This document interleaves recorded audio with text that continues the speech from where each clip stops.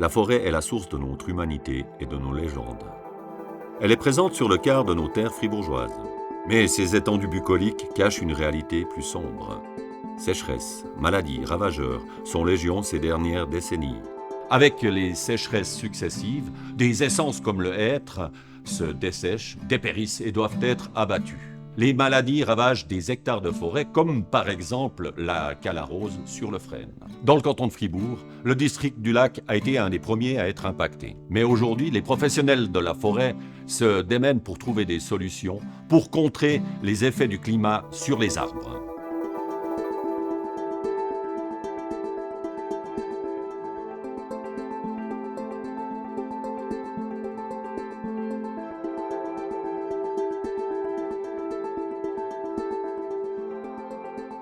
Nous sommes dans la forêt du Galme, près de Morat.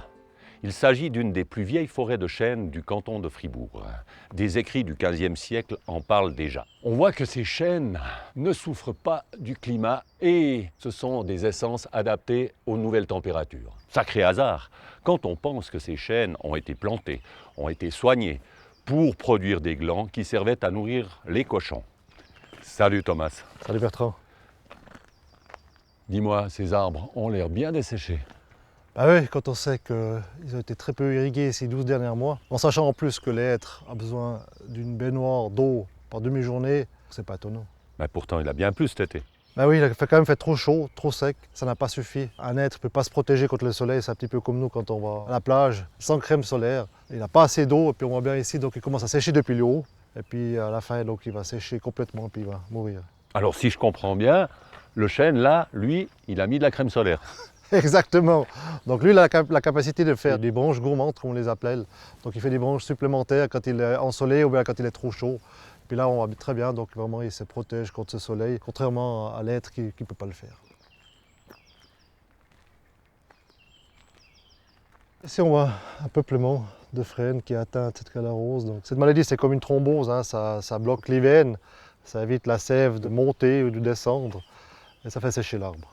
Et comment on le voit? Les symptômes, c'est des petits points ocre sur l'écorce, au pied de l'arbre. Cette maladie fongique, malheureusement, on ne peut rien faire contre. On coupe les arbres quand c'est trop dangereux pour le chemin, pour la route, pour les visiteurs, et puis on fait du bois d'énergie avec. Là, je vois un sujet qui a encore des feuilles, un résistant. On espère quand même qu'il y en a certains qui vont survivre, qui vont résister à cette maladie, à ce champignon. Il faudra peut-être 2-3 générations, bien non, certainement encore. On le voit ici, donc je suis sûr qu'ils ne vont pas tous mourir. Donc, il y a de l'espoir. Il y a de l'espoir. Très bien. Une baignoire d'eau pour abreuver un hêtre.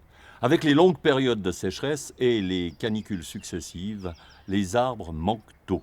Le réchauffement climatique met en danger nos forêts. La solution, ou une partie de cette solution, réside dans le choix d'essences qui supportent de longues périodes de sécheresse. Des scientifiques focalisent leurs recherches sur la résilience des arbres. Non mais franchement, vous pensiez quoi? Qu'elle était remplie? Tant que vous n'êtes pas un chevreuil, vous pouvez passer.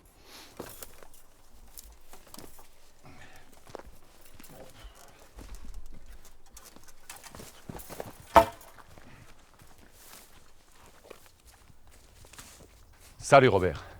Alors comme ça, la forêt de Montagny est devenue un lieu exotique. Cette surface qui a été dévastée par un ouragan en 2017 a été proposée par le propriétaire pour notre projet de plantation expérimentale d'essence d'avenir, projet piloté par le VSL, l'Institut de recherche forêt-neige-paysage, et dans lequel on teste différentes espèces d'arbres que l'on souhaite adapter à un climat plus chaud et sec, et on observe si elles arrivent à croître dans les conditions actuelles. Et quels résultats as-tu pu observer? Alors, ces arbres ont été plantés il y a 3 ans. Et ici, par exemple, on a des tilleuls de différentes provenances, au succès plutôt mitigé. Alors que là derrière, on a des Douglas d'Amérique du Nord, dont certains grandissent déjà très bien. En somme, tous les arbres vont s'appeler Douglas. Non, pas de souci. On a aussi des chênes ou des cèdres de l'Atlas. Et pourquoi les cèdres de l'Atlas? Parce que dans l'Atlas, on a justement un climat avec des longues périodes de sécheresse. Le réchauffement climatique est une menace pour nos forêts. Les essences plus résistantes vont définir la forêt de demain dans nos régions. Rappelez-vous, la forêt est importante pour notre écosystème. Le soin apporté à la forêt est donc primordial, car la forêt n'a pas besoin de l'humain, mais l'humain a besoin de la forêt.